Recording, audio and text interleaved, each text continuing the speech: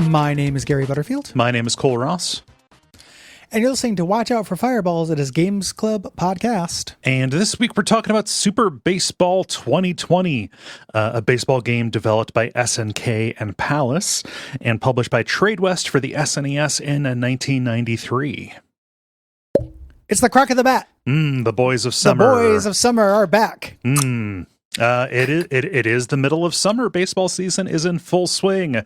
Was that intentional? It's up to you to decide. Oh, okay. No.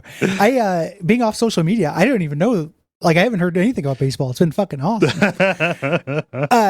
This is a Gary pick. Mm-hmm. Both Cole and I, we have some compromised picks coming because we have long games around them. Yeah. You know, my XCOM clock was plus 50. It was a lot of game. Mm-hmm. So I needed to do something that you could beat in an afternoon. But this is a game I liked a lot as a kid. Mm-hmm. And I have a soft spot for 8 and 16-bit baseball games. Yeah. So I figured this is an opportunity to talk about something we don't talk about very much. We have an experimental summer. Mm-hmm. Coming. Yeah. Which I'm excited about. I love experimenting with the show. Yeah. 13 years in, we're still doing new stuff, and that is delightful. It sounded like just like the beginning of that Kevin Smith tweet for a second. Like, you're going to go right into that. And I was like, oh no. 13 years in, it's like we're podcasting with each other. No. Yeah, his voice, thoughts, opinions still get me excited. Like, nope, dude, that wasn't what I was doing. I was just appreciating our job and the long-term creative project we get to work on together, Gary. I could not say it out loud though because it grossed me out. Yep. This is going to be a shaggy episode because there's not tons to talk about in the game. Uh-huh. So I say we let this get weird as much as we want to. Okay. You know, let's loosen it up. It's August, baby. Yeah. Dog days. So I said this is for SNES. That's the version that we played. But this is a port of an arcade game that SNK made for their Neo Geo board. Same name, same basic game, Homer. Released in Japan in 1991 for the arcades. I fired that up earlier today and played a game on that. It's good. Mm-hmm. It's a cool arcade game. Mm-hmm. It makes our first Neo Geo game. No, true. I want to say. Yeah. So this is a depiction of what baseball could look like 4 years ago. Yep. In the far future. Yeah. All games are played in the Cyber Egg by humans, robots, women, the three classes there, with these wacky kind of modified rules that, to my mind, make baseball much more exciting. Yes. Baseball altered is better than baseball unadulterated to me. Mm-hmm. I would like baseball to be zhuzhed up. Yes. Quite a bit. Yeah.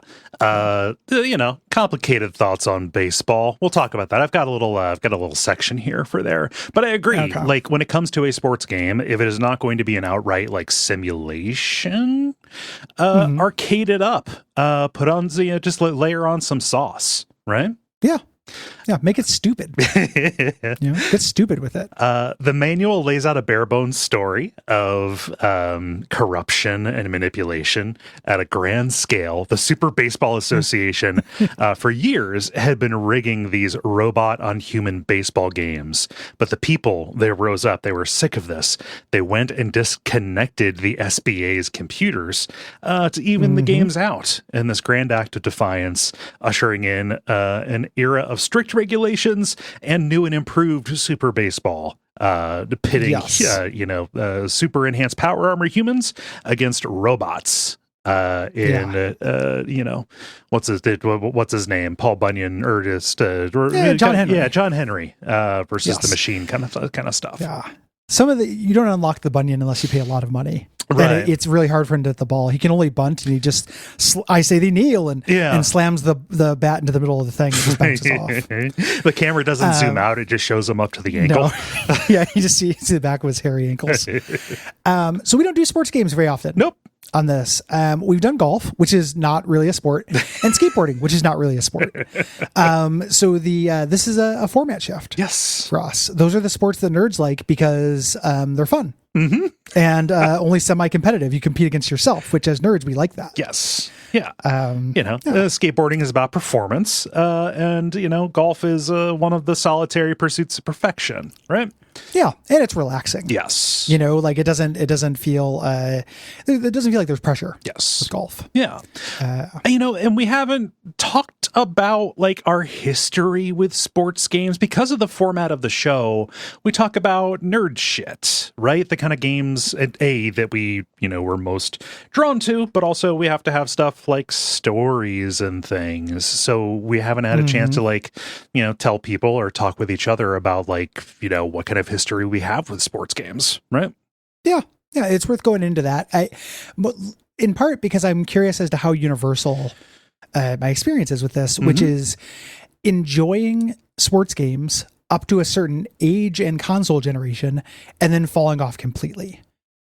Which is where I'm at. So, like as a kid, the RBI baseball, stuff like that on the NES, fun. Yeah. It was a video game. It was there, but those are fun games. The rules are simple enough to understand. Tecmo Super Bowl I also liked, but I was more of an RBI baseball kid. Yep.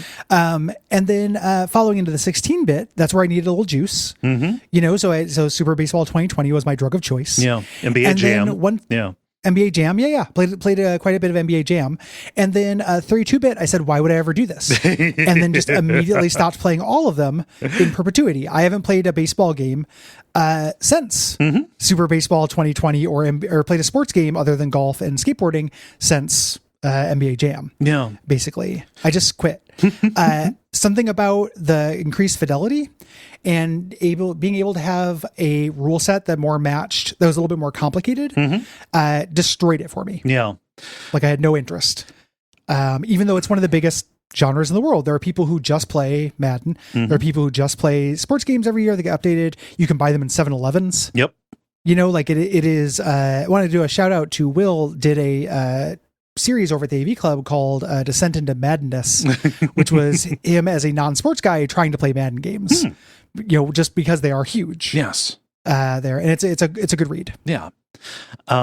So I have a pretty similar story with you up to a point, specifically with baseball games, right? It definitely is like a console generation thing. Played a bunch of baseball games on the NES and SNES.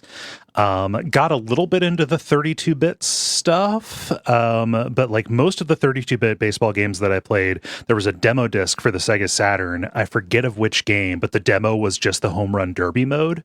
And so why would I want anything else? Pop some zingers. Yeah. Why would you want to pop some zingers? Pop some dingers. Yeah.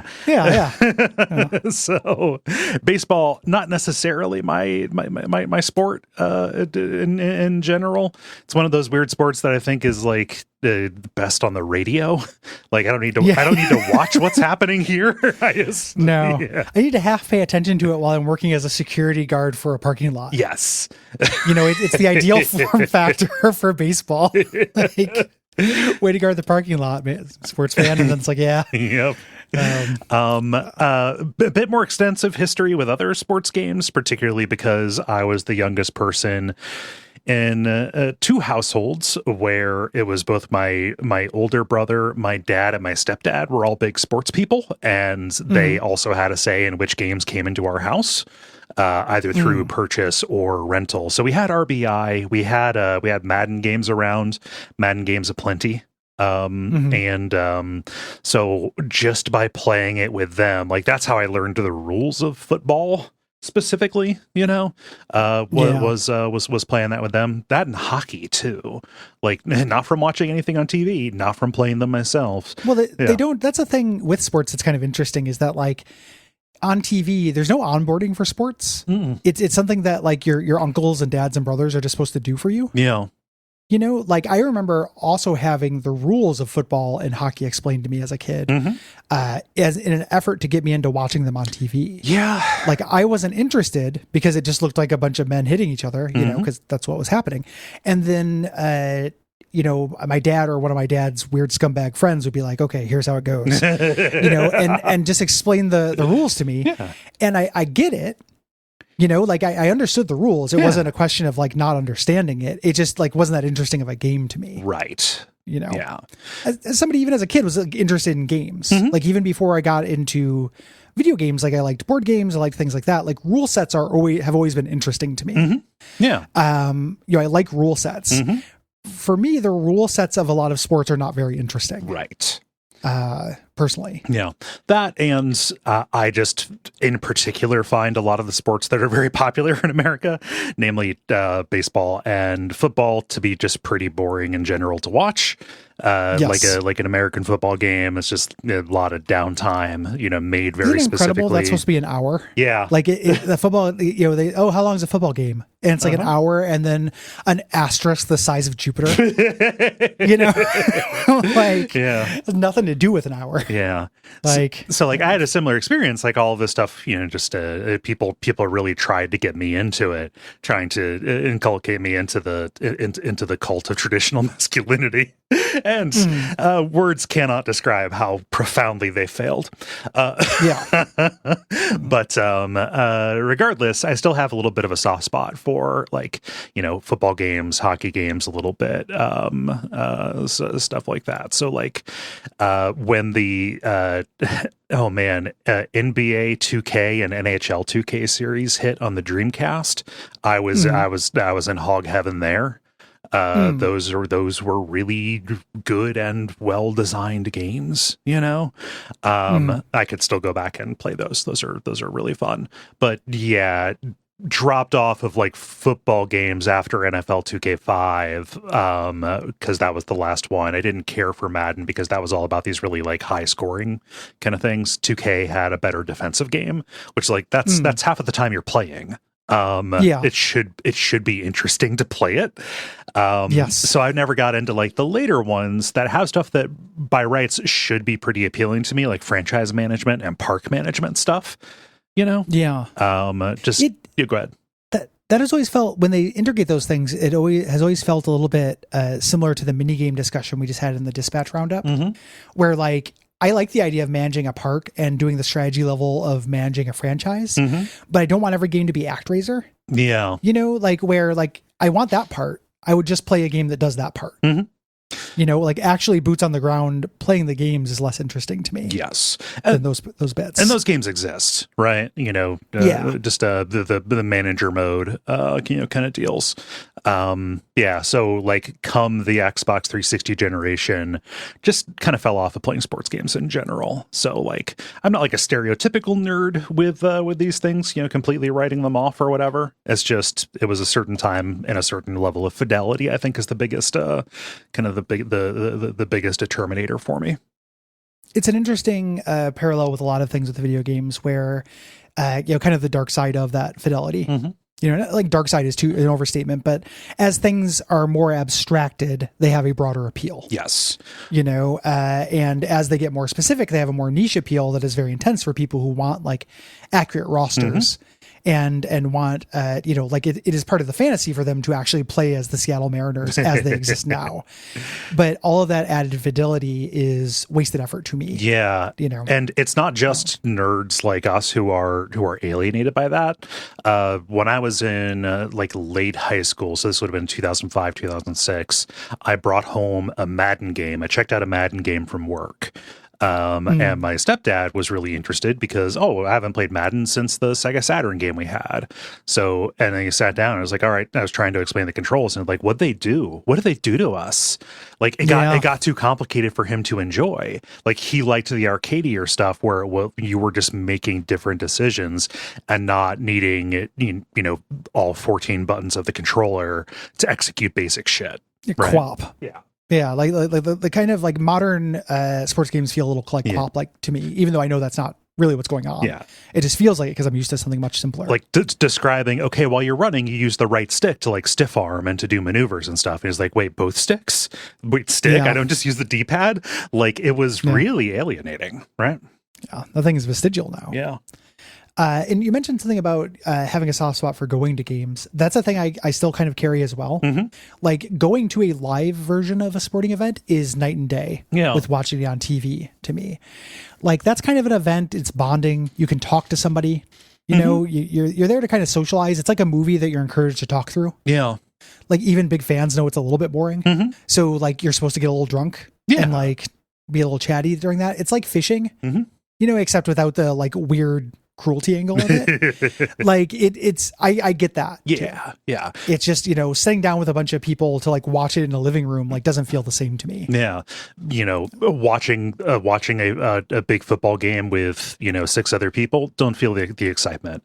Never went to a football game, but going to any, sporting event where we're in the thousands of people and we got that excitement. Yeah. Well, okay. Suddenly like, I can totally go along with this, and it's like airport rules. Like, I don't care that this beer is $12.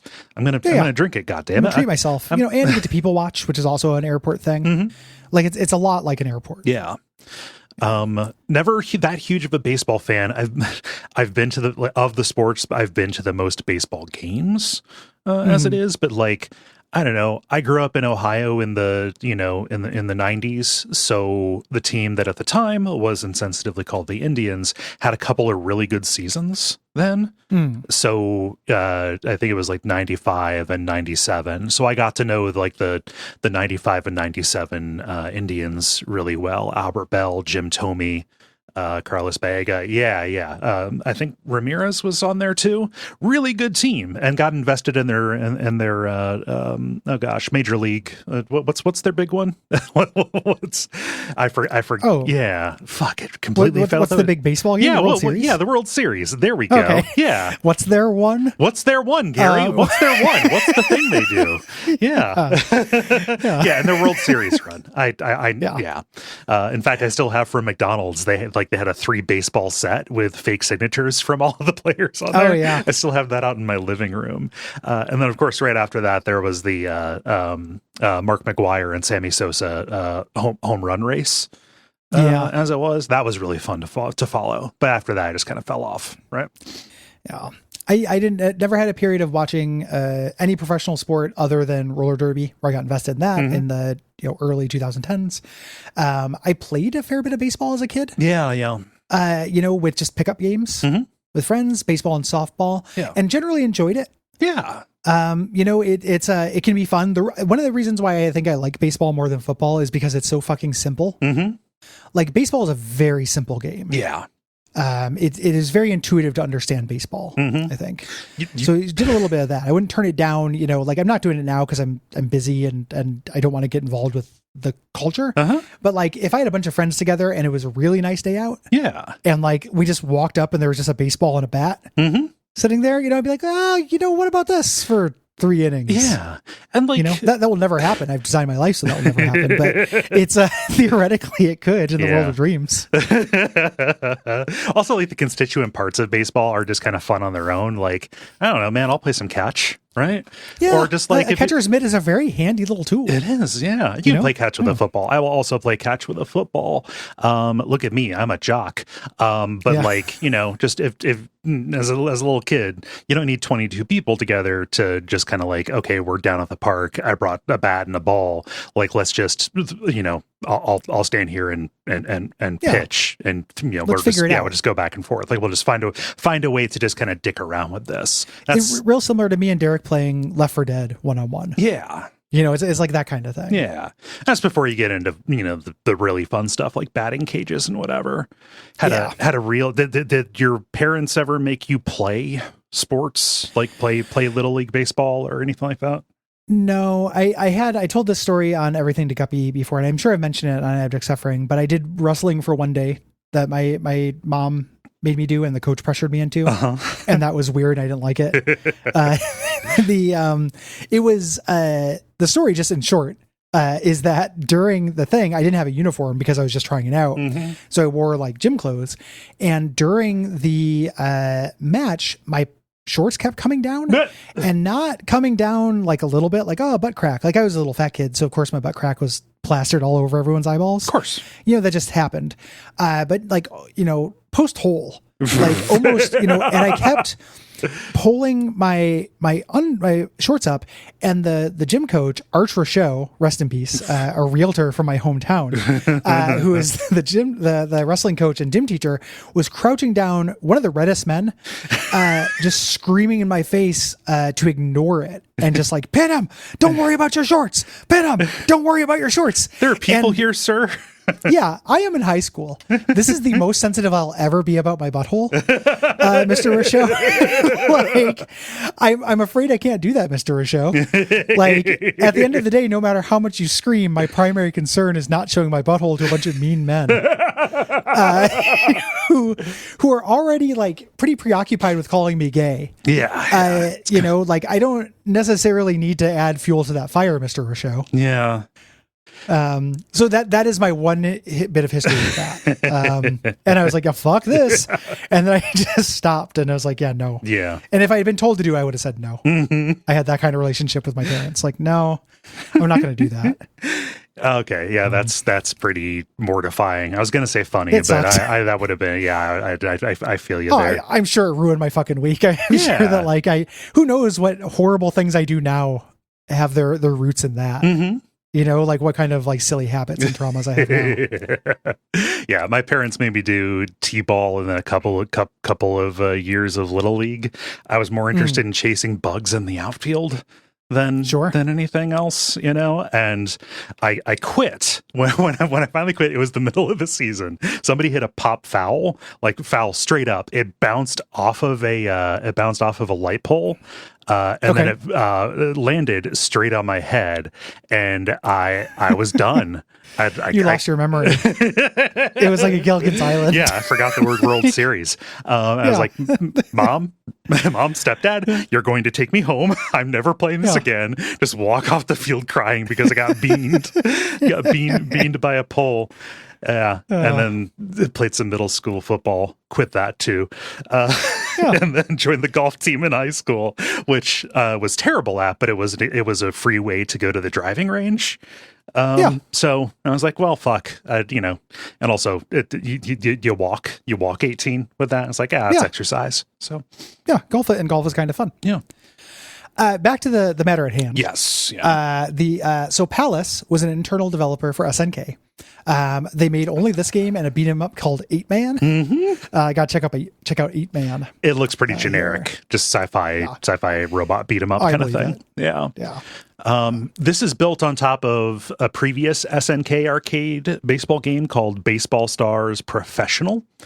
It shares a lot of the problems with this one specifically, but it is actually pretty aesthetically impressive. There's fun cartoony animation, lots of voice samples. Like if this was in an arcade, I would spend money on it, I think.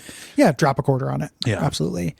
So they put, putting this new paint on a code of sport or making the action better for casual players is a long and storied history. Yes. This is your Mutant League footballs, or Mutant League hockey, Blood Bowl, NFL Blitz, NBA Jam, Bill Lambier's combat basketball. This is a thing that is almost as old as video games. Yeah.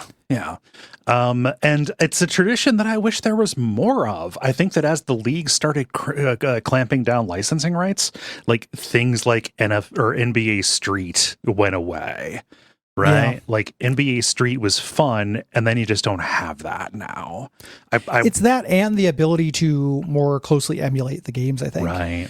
There's a reason why, those games are primarily old games. Right. Like 8 and 16-bit, with a couple of exceptions.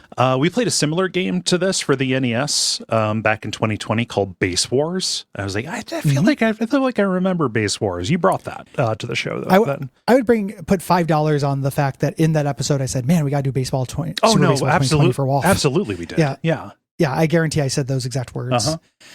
So this is a great way this worked on me, to get sports into non-sports kids. Like you add robots to the thing and you add more fun rules that are largely designed in this game to speed things up. Which we'll talk about. And I think they're really clever.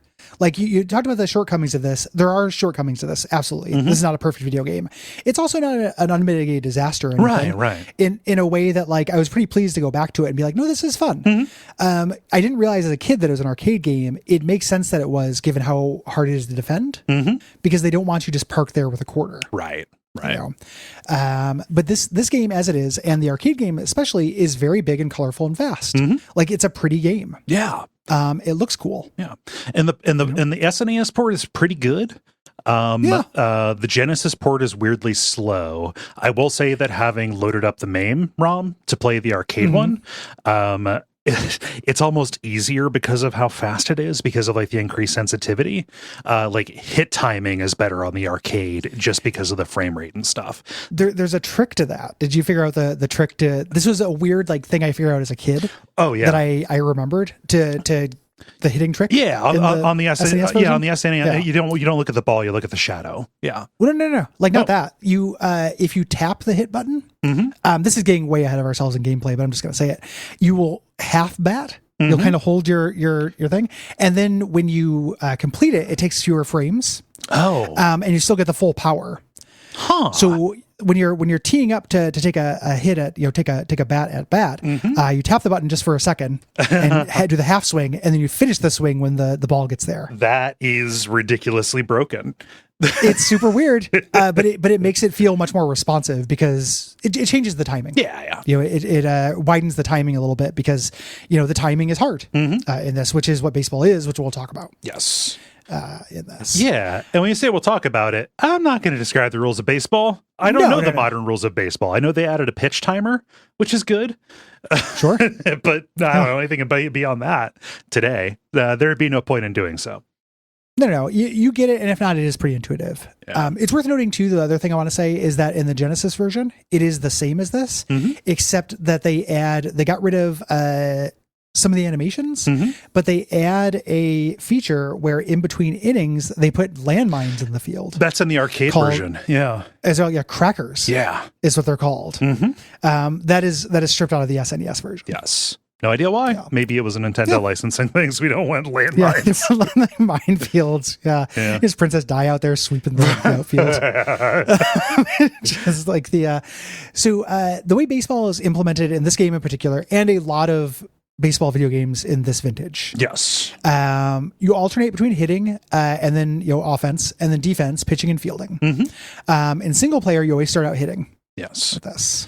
And as the batter, it's all about timing and observation, right? You're trying to hit the ball, trying to press the button at the right time when it's over the plate to make connection, and also with the right part of the bat as well in order to get a good hit. You can move around the box to make this happen, and it's not just about timing; it's about discerning the direction of the ball too. Yeah, it's like estimating an angle for this. You also have to make sure it is a good ball. Sometimes people will throw balls known as ball, which I fucking hate. Yep. That's one of the worst bits of terminology in the world. But a ball is one that is not in the center. Yeah. You have a strike zone, it has to go into the strike zone. If it doesn't, it is advantageous to not hit it. Yes. Because the pitcher only gets a limited number of those. That is kind of describing the rule of baseball, but it's one of the things you factor in when you're deciding what to take a swing at. Yeah. And you have to make these decisions really quickly. Extremely quickly while the ball is in the air, right? And, my biggest problem before I figured out the pace of play in this was remembering, you don't just always swing away, right? Yes. discretion is the better part of valor. And it's a lot of things to keep track of in a very small window of time. Like, that's a dexterity challenge of this. The batting part of this feels like a WarioWare micro task. Yes. To me. Once you break it down into actual gameplay, like what you're doing. And that makes sense. There are WarioWare games that are hitting a baseball. Yes. So if you score a hit, your batter's going to automatically run. You can hold down a button to make them go a little bit faster, but every player has stats. So their max speed on the baseline is going to be determined by that stat. They want to get to the base before before you get tagged out. Yeah. Making them run faster also wears them down. Yes. Which is a thing that will happen for robot players when you get into the particulars of this game. Yeah. Because of the particularities of the rules in this, we're going to talk about the design of the stadium. You have a lot more opportunities to advance runners. This game throws out double and triple plays like candy. On both sides, actually. But you've got to advance them manually. And you can cancel in advance if things are not going your way, right? Yep. Advance meaning stepping off the base, like you're going to steal. Yes. There. On the defensive side, pitching in this is also pretty standard for this era of baseball game. You control the speed and direction of the ball with the D-pad after you throw. You also choose your starting position there. And you're trying to throw the batter off, but you still want to get in the strike zone. Yeah. There. So just barely making it into the strike zone or easing up and doing a slow ball so there's not a lot of power on it, can work. You're determining all of these things and trying to make them miss. Yeah. If you can. This is where something falls down, and playing any baseball game, single player, does end up making the pitching feel not very satisfying, because if you're playing against another human, you're trying to trick them. Right? Yes. And if it's a perfect little computer brain, you cannot trick the little computer brain. Right. Yeah. So, I felt a little bit goofy saying like, all right, I'm going to get way over to the left. I'm going to get just the corner of the strike zone. And it's like, who am I I'm trying to fool a 16-bit computer. Like, what the fuck am I doing? Yeah. It doesn't really happen. Yeah. You can still strike people out. In this, the AI is not so perfect. Yeah, it's not doing input reading or whatever. Destroy you or anything. Yeah, it's not input reading or anything. I think it is just stats. I think like whatever the CPU stats are. Yeah. There's some kind of calculation going on behind the scenes. It is more fun to try to Yomi another person. Yes. Something that you don't have to worry about in this game, in particular, is base stealing. Right. Standard baseball, but base runners can steal. Like before the pitcher throws, they can run, and the pitcher has to keep an eye out and throw them out. Here, that works differently. Yeah, you can still steal of a sort, but the ball has to be in the air. Yeah, through this, so you cannot leave beforehand. Yeah.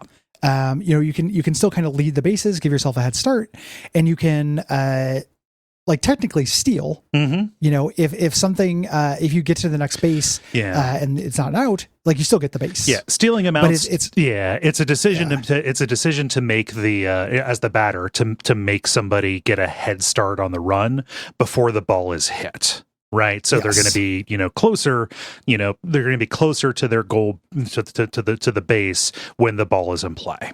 Right. Yes. Yeah. So the worst part of this game is fielding. When the ball is hit, it kind of it's almost like a coin flip. If the ball goes to where a guy is, you're golden, and they'll catch it. Yes. You don't choose who you control in this, and you don't have something that a lot of baseball games have, which is a little Soliton radar that shows you the little mini map that shows the outfield. Yeah, a little mini map that shows you the outfield, so you can maneuver characters, to put them in a place. Right. There's a little bit to this. They'll be where the ball is and they'll catch it, get the player out. You can still I've had dive catches. Yeah. And there are specific things to this game, dive catches and then the jump catches and stuff, which play into the money mechanic in this game. Yeah. And are necessary to do that.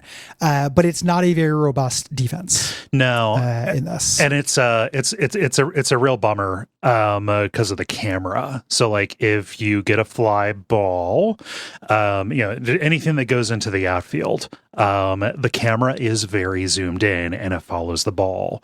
And because you cannot choose who is, which fielder is going to go for it, basically it's just like, I'm following the ball. All right, is there somebody there where it's going to land? All right, no. What corner is the character going to run in from? Yes. And okay, and then you have to notice, okay, it's coming in from the left, so I need to press right and get it under where it is, or dive. There's just really no situational awareness that is afforded to you. It just needs to be zoomed out a little bit. Yeah, and it is in the arcade game. It is in the arcade. Yeah. It's the main problem with it. Mm-hmm. Like I think that in my experience, and honorable minds can differ.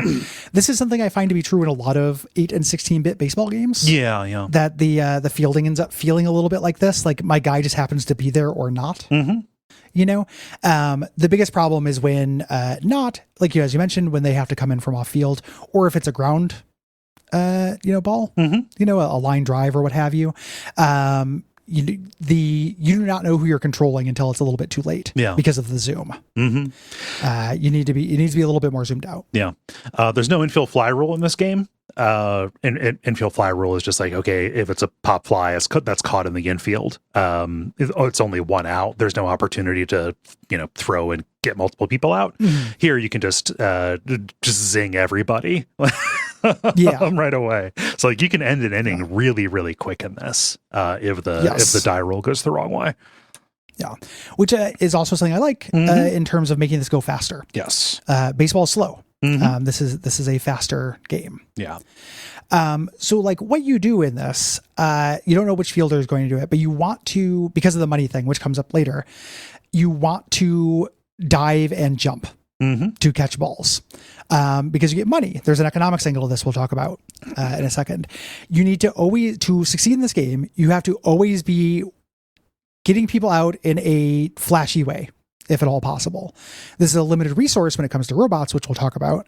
But as is, if you're catching it and you're not jumping, or you're catching it and you're not diving, you're kind of fucking up. This is to counterbalance the automaticness of it. So like, there'll just be a guy standing under the ball. You can just wait and just let them catch the ball. They'll do it. But if you jump at the last second, you get money that you need. Mm-hmm. Yeah. And by jump, we mean activate your jetpack, because even the human players in this are wearing power armor. Yeah. And it's just you tap the action button to do it. Mm-hmm. That's kind of the basic moment to moment stuff. There is this meta strategy layer.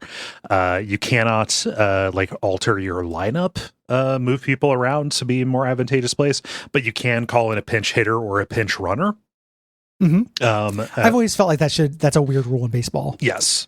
Like, I'm just going to have the person who's good at this do it. Yeah. Doesn't that feel like something that somebody would make up? Yeah. Like a kid would be, that's a no force fields style fucking rule. Yeah. And you can upgrade players, but we're going to talk about that a little bit later. The different teams in this, there are two leagues, the Exciting League and the Fighting League. They're pulled from all around the world. It is not just the US here.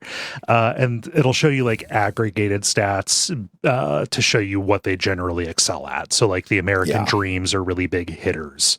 I pretty much always went with the most balanced teams. But that was just a preference thing. Yeah, I did a lot of robot teams, if I could, for reasons we'll talk about, even though there's a risk reward to that. Yeah. This is stuff the game will give you a little numbers for, but is better explained in the manual. The team's different strengths. Yes. There. In the SNES version, if you complete an entire league round, you go up against the Cosmopolitan Monoliths, which are fascists. Yep. It's incredible. Yeah. You play baseball against Goebbels. Yeah. Haven't you always wanted to just pop a dinger on Goebbels? I know I have. Wait a minute. Is that robot named V2? Like the rocket? Like the rocket dude? Oh, and who is V2? Oh no, he's running alongside. Yeah, no, he's partners with Himmler. And Tojo's over there. Fucking wild. It's so funny. It raises a lot of questions about the story and background of this game that are not answered in the manual. If you're just reading this, it does spark in the imagination the idea of a baseball game where everything is normal, but when you get to the finals, suddenly every player is dead and you're in hell facing off against history's greatest monsters. Yeah, like it's a great idea. Like you have to hit through the 9 circles. Yeah. You know, of hell? Like 9 innings, 9 circles. Like that's a good idea. Dante's ball game. Yeah. Very, very funny though that all the fascist team is at the top. So the batting order is fairly well locked in. You get to choose your starting. Batter and pitcher. Knowing your team involves knowing the roster, when to upgrade whom. Yeah. At this point. So that is kind of the strategy layer for that. Right. Let's talk about the cyber egg. There's only one stadium. It is the cyber egg. It's like they were flinging a light into the future. They knew that there would be a podcast network where both the words cyber and egg were particularly funny. Funny, yes. And all the changes to the cyber egg are either made to make it more exciting or faster. Yes. Here, which I really like. The biggest things are the proportions of the home run zones, and the foul zones are changed. It's only a foul if it goes directly behind the bat, basically, and only a home run if it goes directly across from the bat. Yes. You can get it out of the stadium without getting a home run. Right. With this. And you can do this because anything that is not in the foul zone and not in the home run zone is covered by protective glass. So you still want to hit very far. Even if going into the stands doesn't automatically get you a home run, you want it to get up there because the more time that it spends bouncing around and rolling off of that glass, that's the more time you have to advance runners. It's in play. Yes. Yeah, it's in play during that time. The biggest thing to me is making the foul zone smaller because my bane in baseball games of this vintage is fouls. Yeah. It is incredibly easy to hit foul balls in this, and it's just boring. Yeah. It's such an irritating little rule. Put people there. Yeah.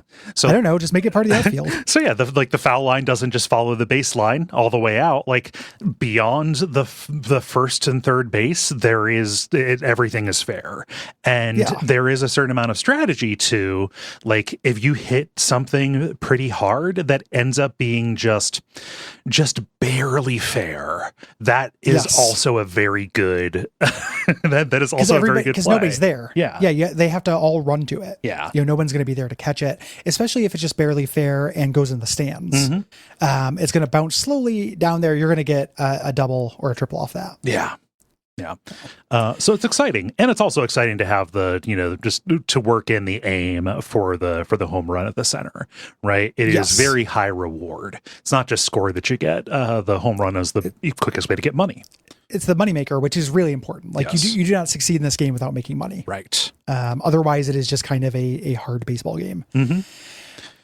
This speeds up the game, as we mentioned. It's not only is it easier to get outs because of that infield fly and because of a lot of, being able to get multiple outs and having your characters almost automatically positioned anytime it's a pop fly, it is easier to take bases. Everything is heightened a little bit. It's very funny that they make it so easy to score, but they still have an overflow bug on the scores. So if you hit 100, it rolls over back to 1. Yep, you're fucked. Damn you, Goebbels.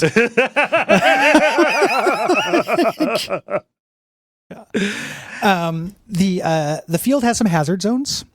There are right behind first and third base, there are stop zones. If the ball touches them, it just stops in its tracks. So it's a little bit easier for fielders.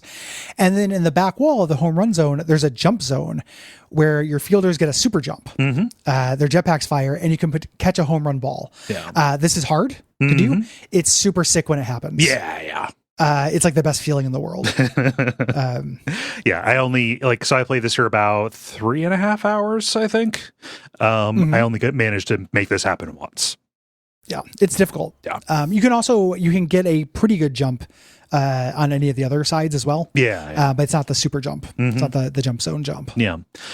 We mentioned the landmines earlier. What those did was just you put hazards in the outfield to make it so anybody who ran over them would be stunned a little bit. Makes fielding a little bit harder. Yeah. And it's going to give some bases there. So the extra thing in this game, the strategy layer, the most important thing is money. Everything you do, every play you make, every breath you take earns or loses you money. Right. So you want home runs that give you a lot of money, but you also do not want to fuck around. No. Things like getting a dead ball, which means hitting the player, or getting hit in order to walk, and take a base automatically. This is a money opportunity through that. It's when I was talking about when you catch balls, even if it's, you're going to catch the ball anyway, jump and catch it because you get 3 times as much money. Yeah.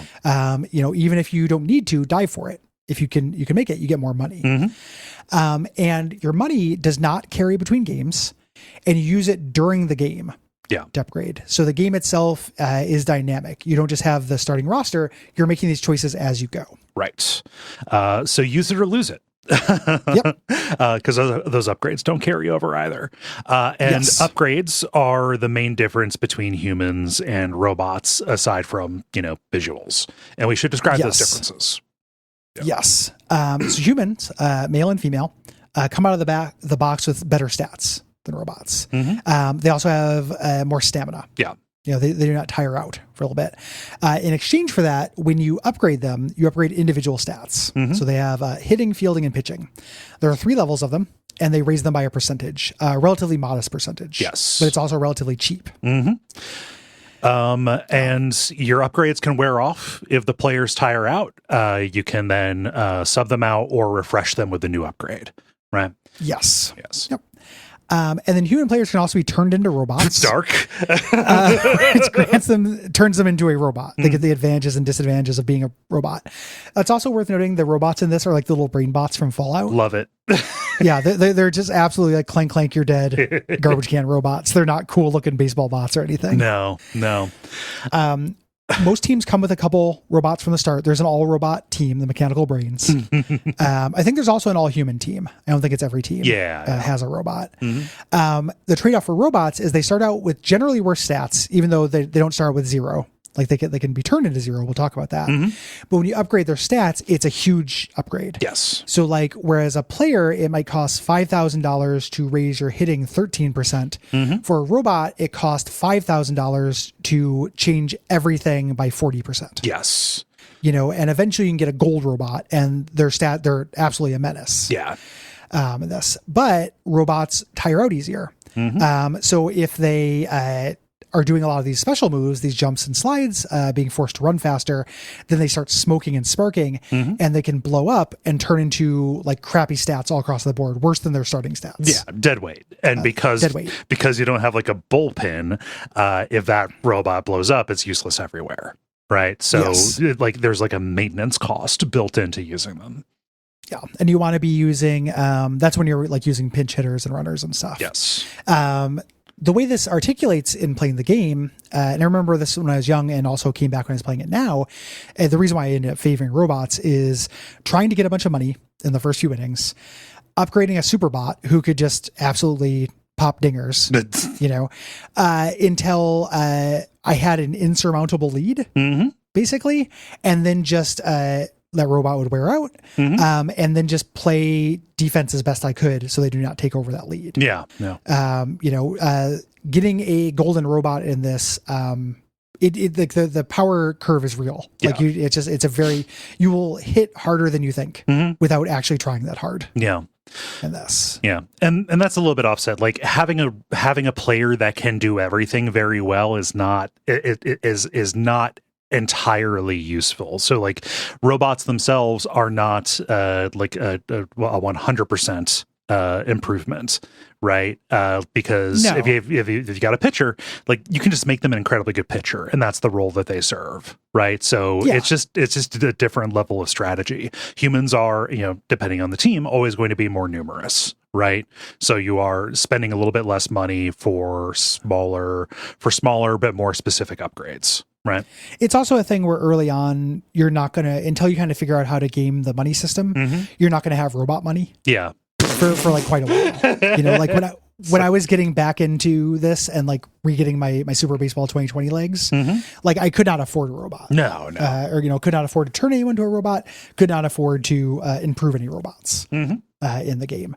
But after I kind of like remembered how to play it, that was the strategy that I've used before, used as a kid, and used now to like, beat the Nazis. Yeah. In it. It's this upgrade system that I think sets this game off for me, in concert with the rules that make this faster, right? Like, yes.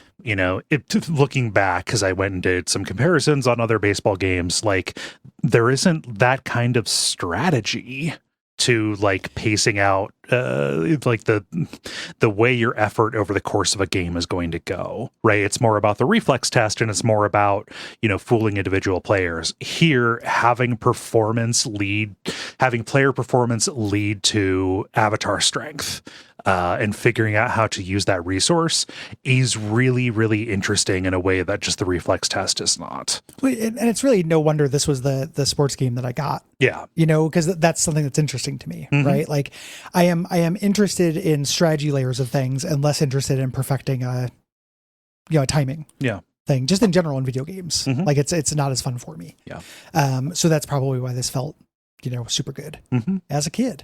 Yeah. It's unique. It's a cool mechanic for this. Yeah. It's not perfect. It doesn't work out, kind of going into to sum up thoughts of this. That stuff is neat. It makes the game fast and arcadey. You're not doing tons of team management. You're not doing, the games go by quick.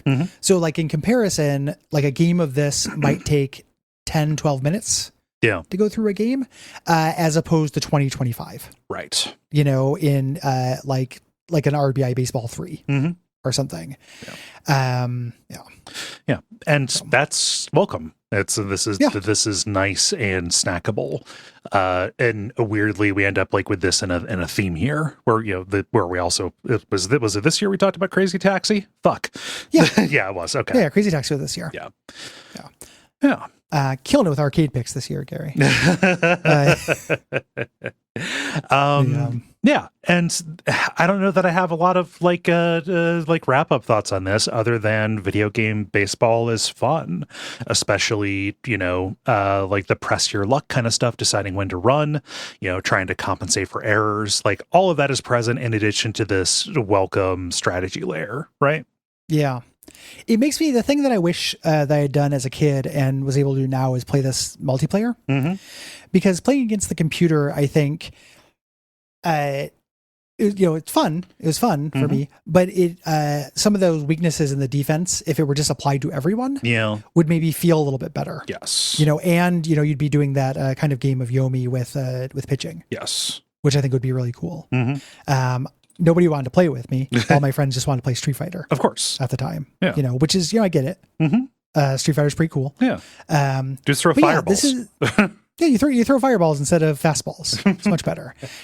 Shout out, there's a NES game that has a lot of this kind of strategy layer without the sci-fi elements, where you're trading members a lot. I cannot remember the name of it right now. I watched a Jeremy Parrish NES Works video on it.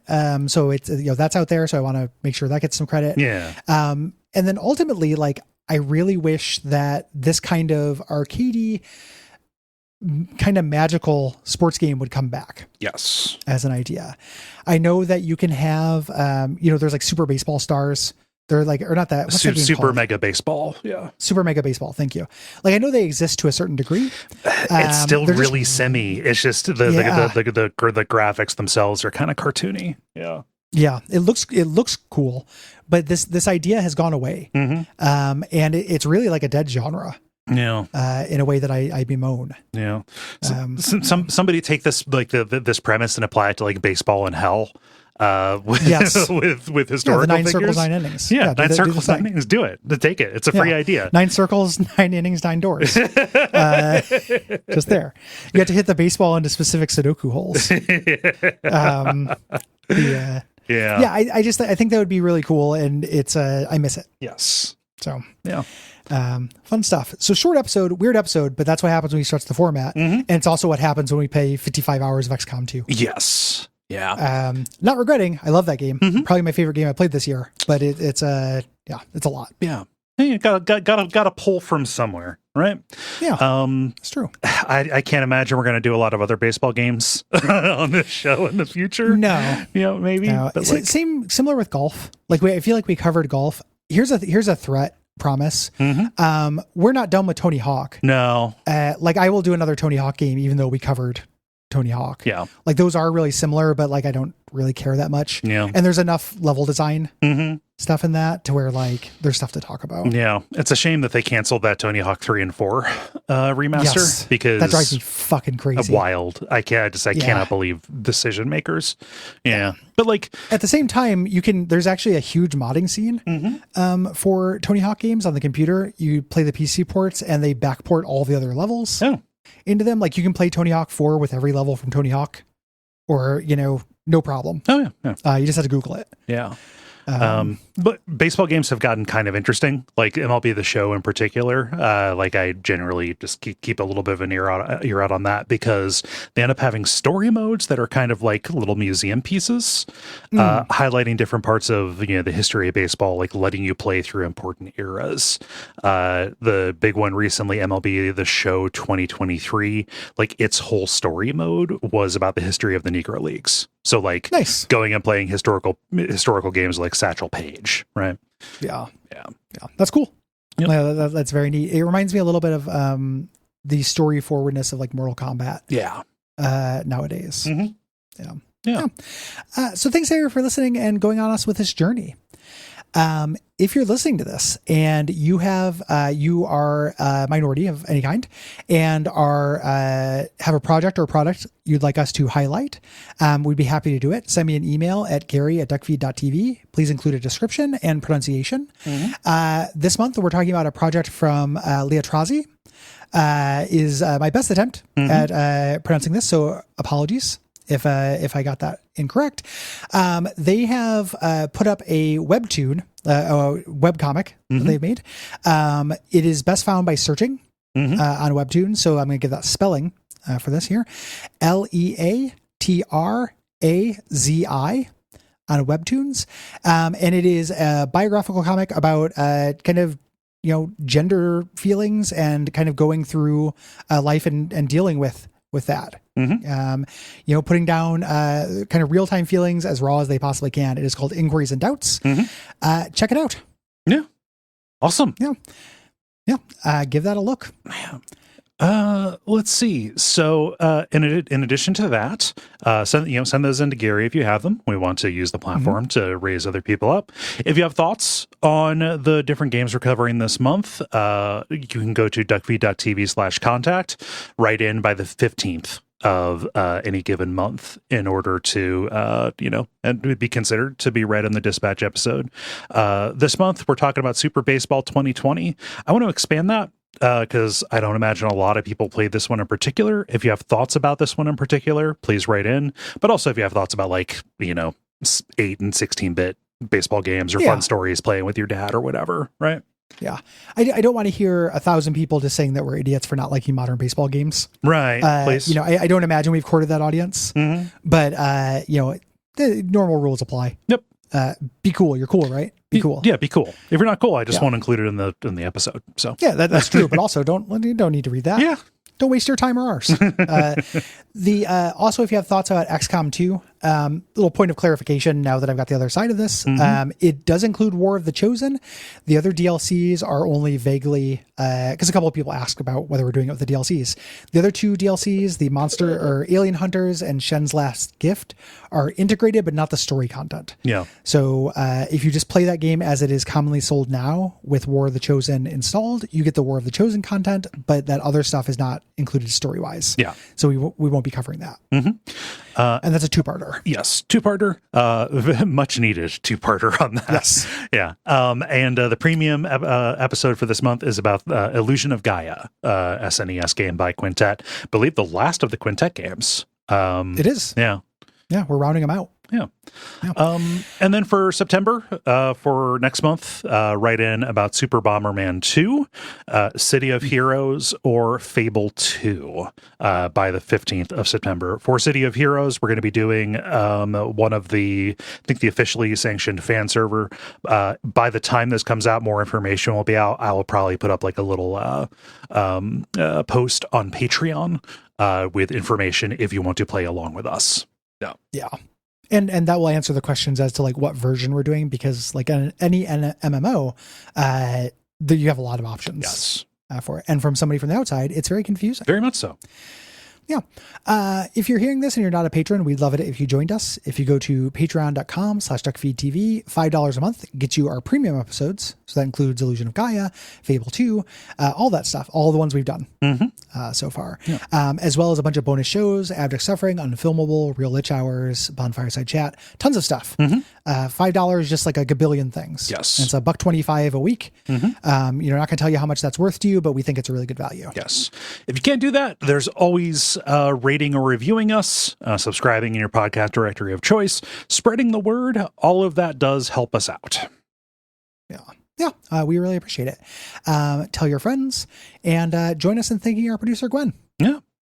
Thank you, Gwen. Yeah. What should they watch out for until next time? Until next time, Gary, I am Coltron 2000. I have replaced Cole. Oh, hooray. Yeah, this is going to make podcasts faster and more exciting.